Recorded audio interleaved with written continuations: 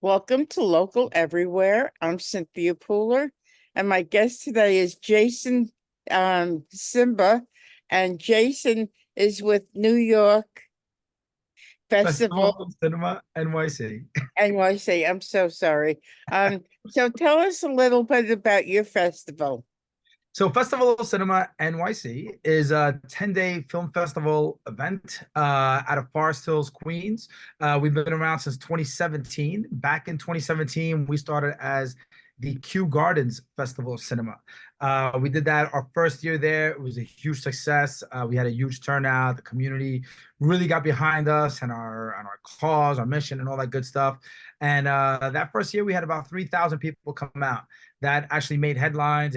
Wall Street Journal wrote an article about us. It got Regal's attention, and that's when Regal reached out to us and asked us to move over to Forest Hills, where they would be our venue sponsor moving forward. And we've been at the Regal UA Midway in Forest Hills since 2018, since our second year. That's when we rebranded and turned into Festival of Cinema NYC, and we dropped the Kew Gardens.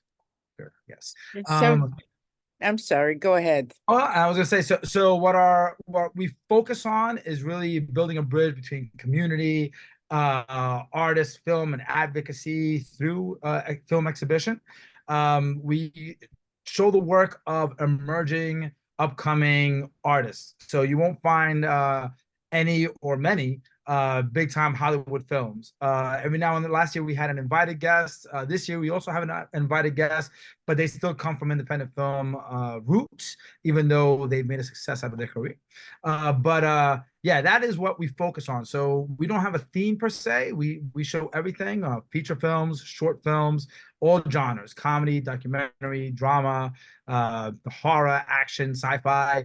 It's just the one criteria. Well, actually, the two main criteria that we do, we're kind of strong about is it has to be an independent film and it can't be studio backed, and two, it can't have distribution. So we want filmmakers that are still looking to get that break, filmmakers that need a platform to show their work to the public. So if a film is on Netflix or Hulu or streaming on any platform, even if it's on a private website, Mhm. we tell them either to take it down or they can't be accepted, because that is one of the things that we are very, I guess, strong-minded about. That's what to use there. But yeah, it's so we look to display the work of emerging filmmakers who are looking for a platform to show their work. Over the course of 10 days, every year we show roughly 120 films. I think this year's about Wow. 116. That's a Hmm. combination of shorts and features from all over the world. We are also an international film festival.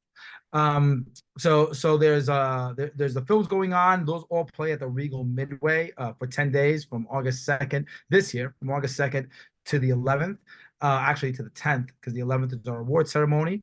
Um, and then the other thing that we do that makes us stand out from other festivals is that every year we actively seek to work with other nonprofit organizations that are kind of within the same sector of film and arts. So this year we worked with a couple of organizations. We're working with the Make a Film Foundation, an organization out of California. We're doing a 2-day presentation with them where we're actually flying some of the founders of that organization, along with some of the participants of that organization, to come down, talk about the organization, and show films that were made from the Make a Film Foundation. Make a Film Foundation is an organization that works with seriously ill or terminally ill children and helps make their wish come true of working on a film. So we're really glad to be working with them this year and supporting them and their cause and displaying their work. We're also working with Ghetto Film School, which is an organization out of New York City, out of the Bronx. They help cultivate a career in the film industry for inner city youth and adults from ages 13 to 34, I believe. Another organization we're working with, Project Blackbird, which is a not-for-profit organization that advocates for healthy eating, to helping people with eating disorders through film. So they have a bunch of films that address the issues that people with eating disorders face. I'm trying to think what's the last organization that I'm really happy to be working with this year.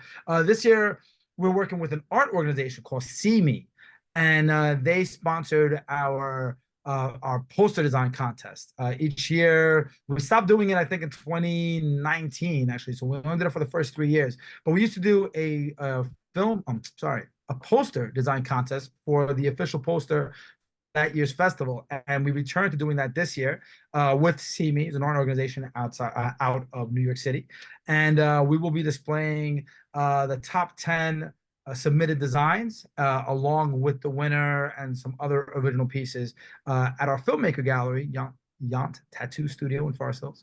And yeah, so that is, and we also have a partnership with Queens Library. We've been working with them since 2019. So throughout the 10 days, we'll be doing the films at the Regal UA Midway in Forest Hills. We'll be doing workshops, seminars. We have invited speakers, stage readings of our script from our script competition happening at the Queens Library in Forest Hills, which is right across the street from the Midway, at our filmmaker lounge, Yant Tattoo Studio. It's on Austin Street, also a short walk from the theater. And this year, we're also working with Queens Center Mall, where we're going to be doing 2 presentations there. So we're really excited this year because we're kind of expanding this year. We're using more venues and expanding, larger. We're trying to make this thing bigger than we've ever been before. It's really exciting to talk to you because I am from Queens. I grew Okay. up I grew up in Flushing. All right. Yeah. So what does your shirt say? Oh, I don't know. This is some shirt that was given away at probably some event that I attended. So Oh, I'm okay. free advertising right now. We come from the future. It's gonna be all right. I So don't know. so how did you get interested and involved in films? So my background is acting. I went to performing arts high school. Out of performing arts high school, I went to LaGuardia High School Performing Arts by Lincoln Center. I attended there. From there, I went to the neighborhood playhouse where I continued studying acting, and I was doing a lot of film and television without aging myself too much, right? About 20 years ago, back in the early 2000s, Mhm. I was doing a lot of film and television. From the years 2013, 2014, and 2015, I was in 3 films that did very well as an actor, that did very well as at film festivals around the world. So I traveled around the world with these films, visiting many film festivals, some really good ones, some really bad ones, and even the good ones had bad elements, the bad ones had good elements. So there was always something to I guess to get out of it, the experience, right? Whether you were at a bad festival or a good festival, and by bad and good I mean like a prestigious festival like a Sundance or Toronto, versus I don't know, Kenny's backyard barbecue film festival, right? So I traveled for 3 years around the world going to all these film festivals, and then when I came back, I went back to doing stage. I wasn't getting any film or television work. I hadn't auditioned in a while. I auditioned for that year, wasn't booking anything. Went back to doing stage for about a year and a half, 2 years, and then during that time, I was talking to some filmmaker friends of mine because at that point I knew a lot of people in the independent film world, and 2 good filmmaker friends of mine, I threw the idea about, hey, what if we just throw film? What if we create and do our own film festival here in Queens and Forest Hills, because we have never had anything like this. It was a crazy idea. It came to be summer of 2016, and by summer of 2017 we had our first festival. So I don't know what I was thinking when maybe I was drunk that night. I don't know, but I missed that whole environment, the camaraderie, the networking, meeting people that are on the same level as you, or people that are on a higher level, or at all different levels, really. People that you can learn from and people that can learn from you. So yeah, I kind of miss that environment. And like I said, I've been doing stage. I hadn't been in film and TV in a while. So I decided to start this crazy film festival, and now here we are 8 years later, and the festival has grown beyond my expectations and my wildest dreams. I mean, we are one of the only film festivals in all of New York City that's supported by the National Endowment for the Arts, the New York Council on the Arts, New York State Council on the Arts, and the Department of Cultural Affairs. All 3 of those organizations are major foundations, and their support is just a testament to all the hard work that we've done, and I'm honored to get that support. So do you accept films from all over the world? We do, we start accepting films right after the festival. So the festival ends mid-August every year. The festival takes place the first week, the first 10 days of August every year. That's how it's always been since 2017. This year just happens that it's the 2nd to the 11th. So it's always that first Friday. I mean, there was one year where I think it started on the 7th, but it's always that first Friday of August. The festival usually ends around mid-August, and then September 1st, we start accepting submissions for the following year. So this year we'll be accepting submissions September 1st for the 2025 film festival, and we do accept films from all over the world. We have actually about 40% of our programming. This year maybe a little bit less, but on average about 40% of our programming is international. 40%, that's a lot. Yeah. It's incredible. It's really, and it's great to do something like that here in Queens, because Queens is the most diverse city in the entire world, apparently. So I used to think it was just the country, but apparently it's the most diverse city in the entire world. So yeah, so we're kind of proud of to be showing incredible work from these artists from around the world, and in Queens in Forest Hills. So the filmmakers that submit to you, I'm sure they submit to other film festivals also, right? Oh, I'm sure. Yeah, I'm sure. We don't require a premiere. A lot of festivals do. And it's also one of the reasons we are now eligible to apply for Academy accreditation. What Academy accreditation would do, if you get accepted, there's not many festivals that are Academy accredited, so maybe I'm getting ahead of myself. But if we were to get accepted to that, that means depending on what category, a film that plays at our festival could be considered for an Oscar. We have refrained from taking that path only because when you apply for that, they have requirements, and one of the requirements is that the films have to be premieres. We feel as an organization that that our aim is to help the emerging filmmaker and the filmmakers that are looking for a platform to show their work. By restricting them to only being able to show premieres, it kind of I don't know the right word for it, but it alienates 90% of what we stand for, the filmmakers that we're trying to support, because a lot of these filmmakers, they're emerging, they're up and coming, no one knows their work, and they're trying to get their work seen.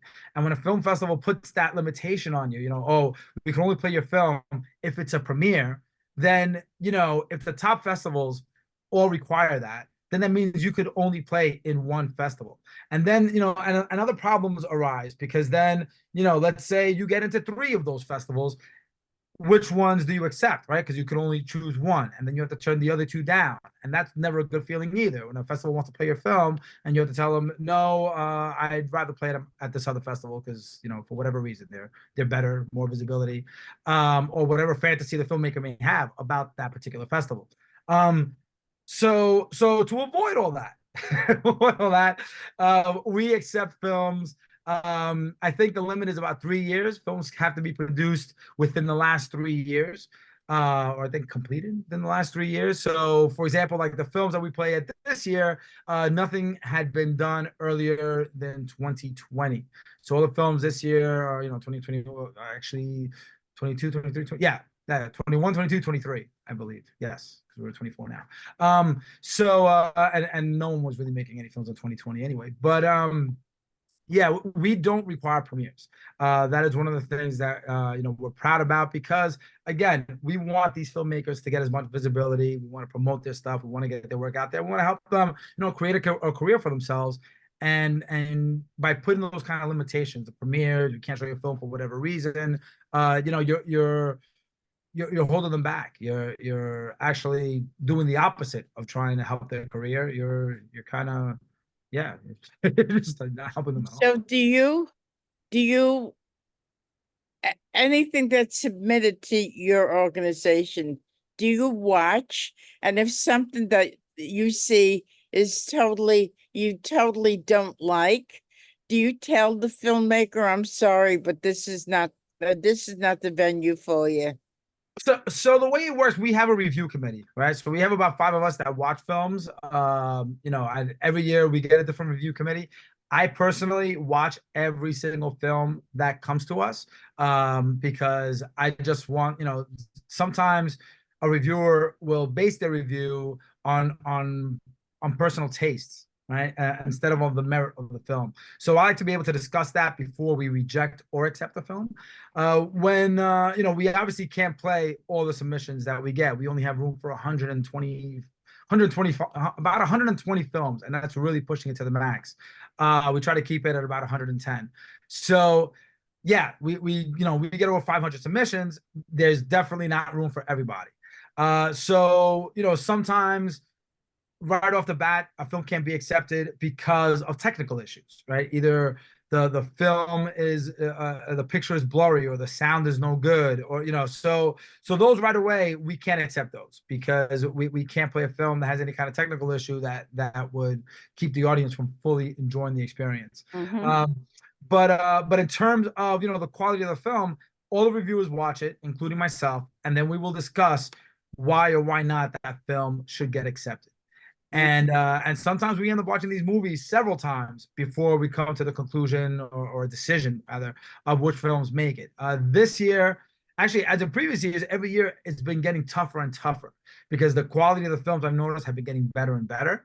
So this year, unfortunately, we had to, I think it's like the first time we really had to do this. We had to start rejecting films that were really good, only because there just wasn't any room. And then it really comes down when you're reviewing a film, you're really nitpicking at why one film gets through versus the other. It's no longer a technical, like a sound issue, or it's just the script is incoherent. I mean, we're talking about two really great films, and then it really comes down to then we really got to get into it. And is there an audience for this? Is the audience that comes to Festival of Cinema NYC, are they gonna like something like this? Do they gravitate to this kind of film?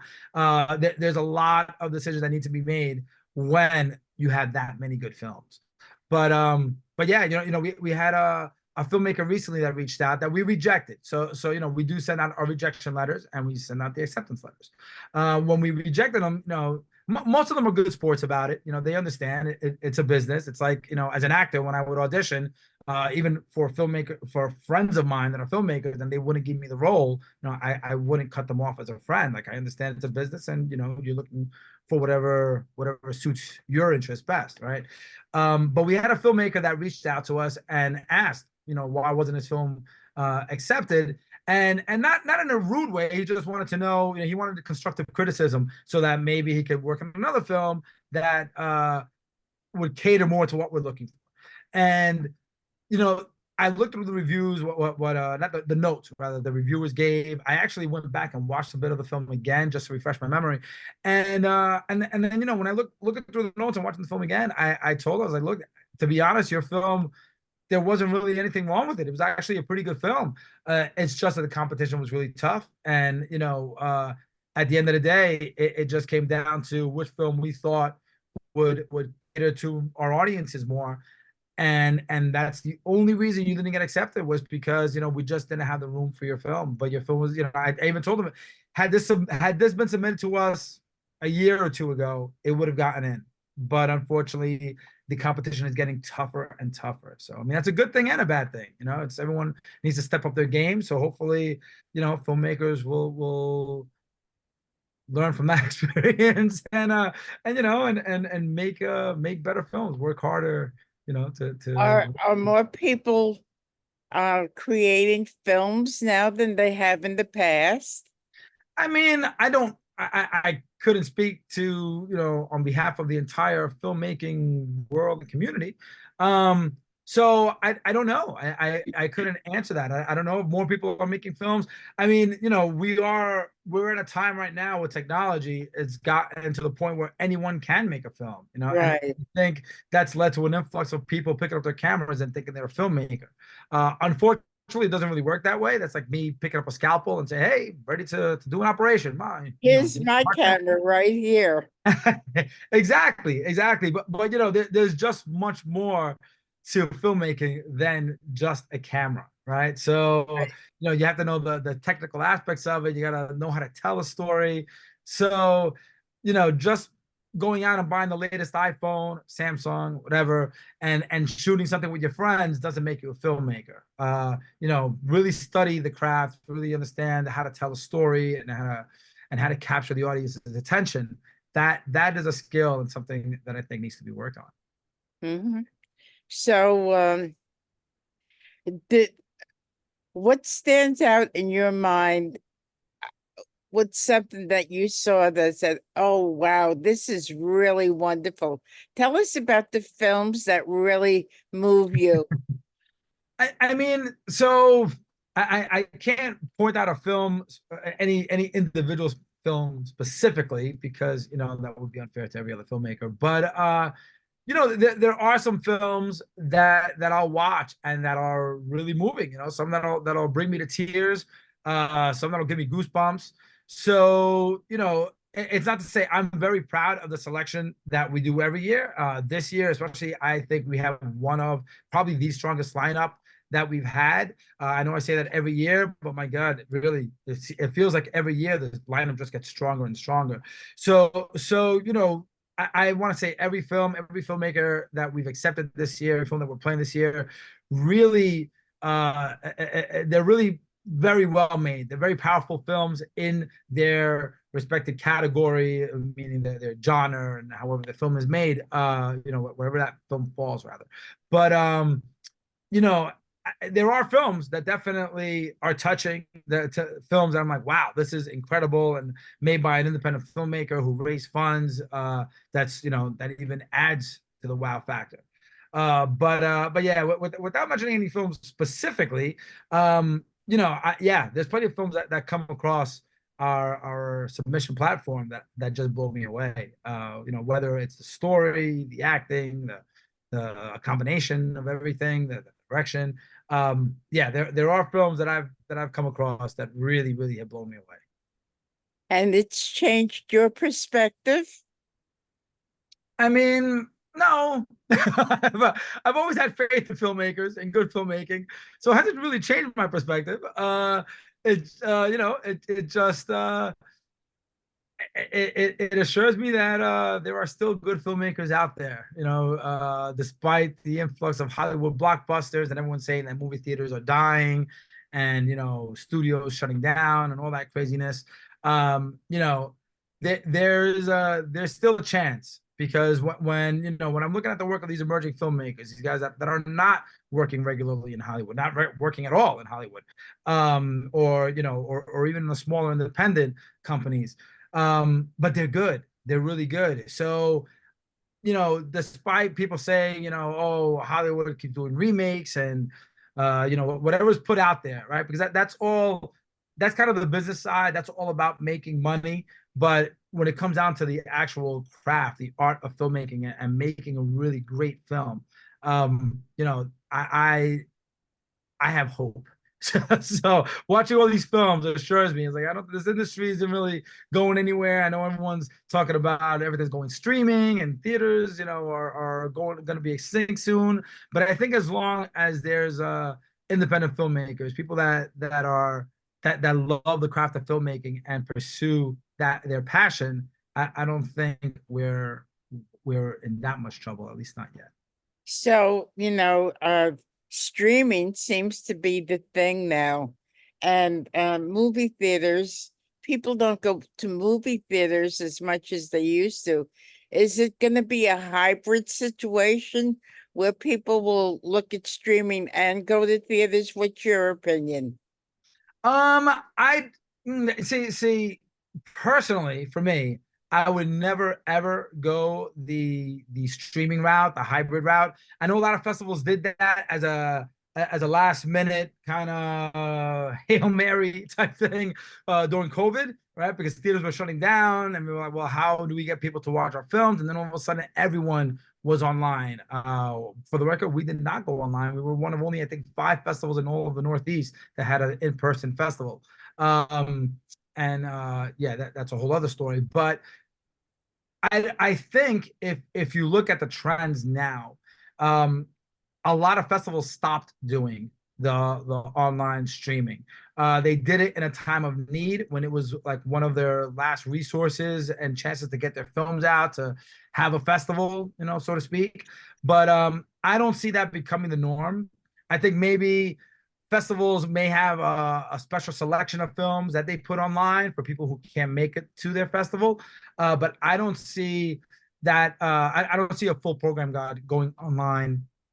And for the festivals that are doing that, I've seen the trend that they're cutting back. A lot of festivals have stopped doing their online streaming, I guess, component for the festival, and the reason being is because it defeats the purpose what a film festival is.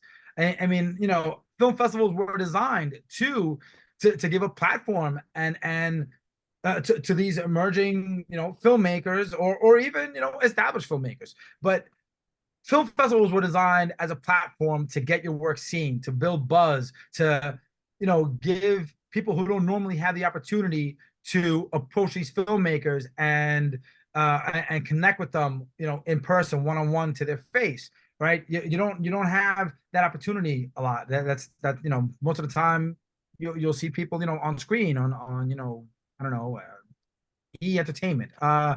So it defeats the purpose of going streaming, especially for a film festival, because these are filmmakers that no one's really ever heard of, especially like a film festival like ours. And so to go streaming, you're just you know you're just joining the crowd. You're just another platform like Netflix or Hulu. Excuse me, I need water. But yeah, you just become another streaming platform. And the reason for film festivals is for people to come out and give the opportunity for everyone to meet each other, whether it's, you know, so and so from the community who just loves films, or it's, a filmmaker that admires another filmmaker's work and they've been wanting to meet and possibly collaborate. You can't get that experience out of a streaming platform. A streaming platform, you press play on your computer or if you have a smart TV, and then that's it. You don't have that interaction, that human connection. So I don't I personally don't will never have festival cinema.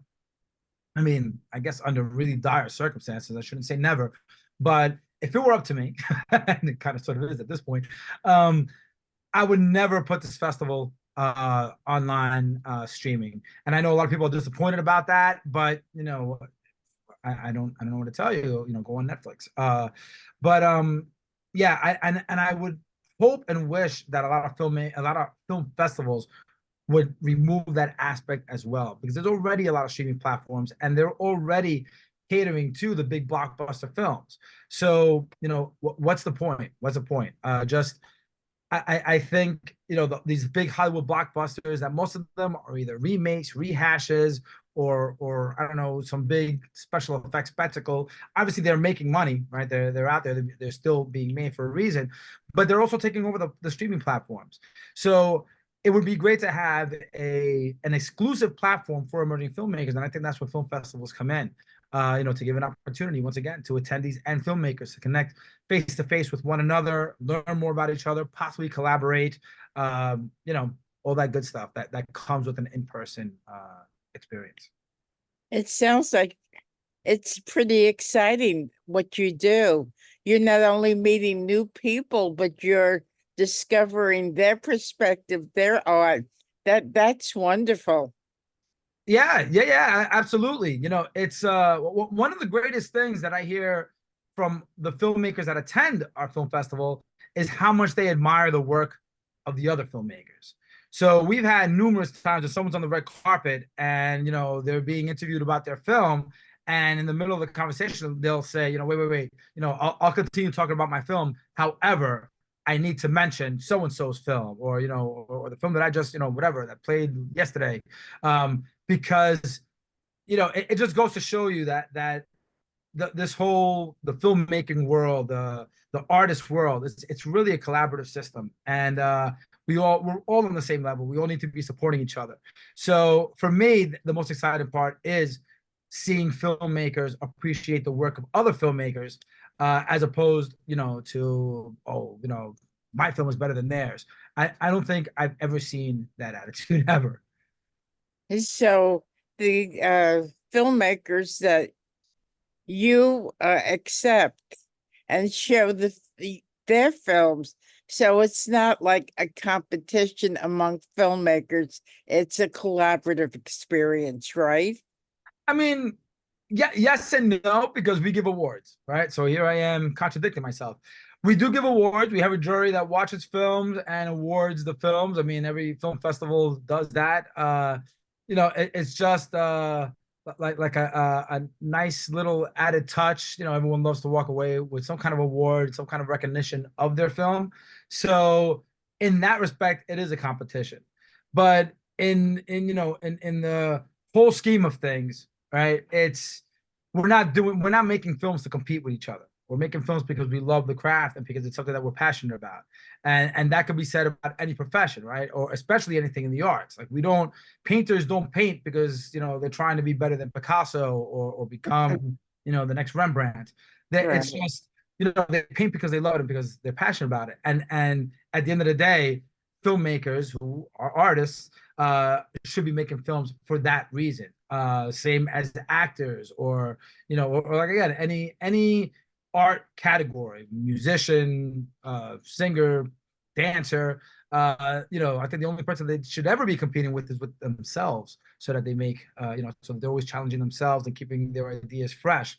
But yeah, as a whole, I don't think, or I feel like the art world shouldn't be competing. They should be supporting each other because we all can use that support. So what's the date of your film festival again? So this year it is August 2nd to the 11th. That is Friday, the first Friday of August.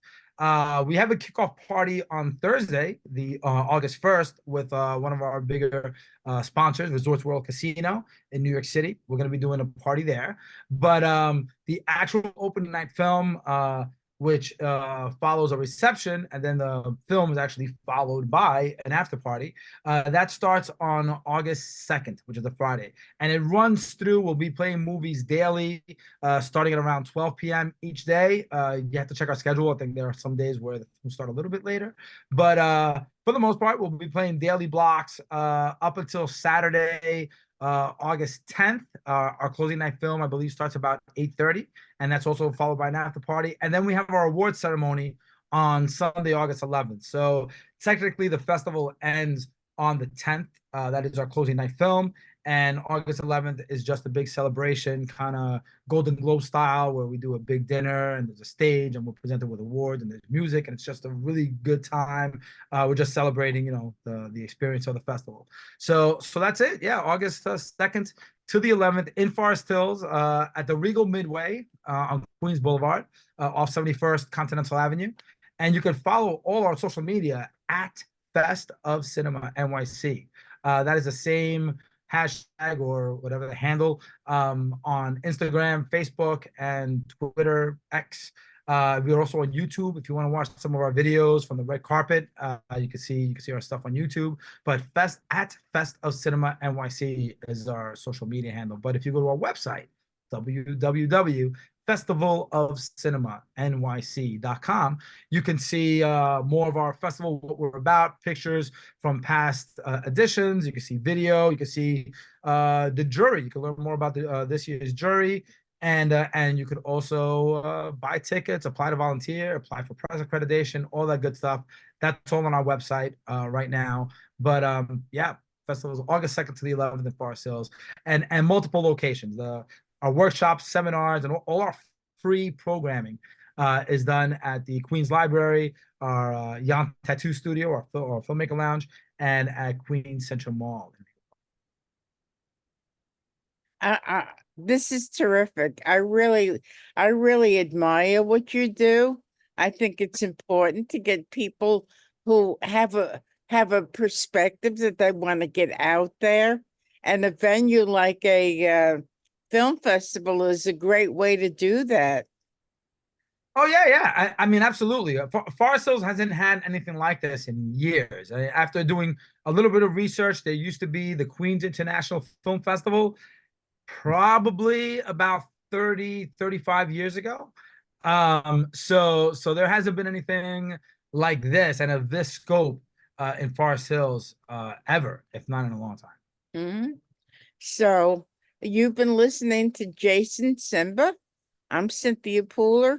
This is Local Everywhere. And if you like this, please subscribe and like my Facebook channel. Facebook, YouTube channel. Thank you so much, Jayson. Thank you, everybody, for listening. Have a wonderful day. And Jayson, best of luck. Thank you, Cynthia. Thank you for having me on. This has been wonderful. Thank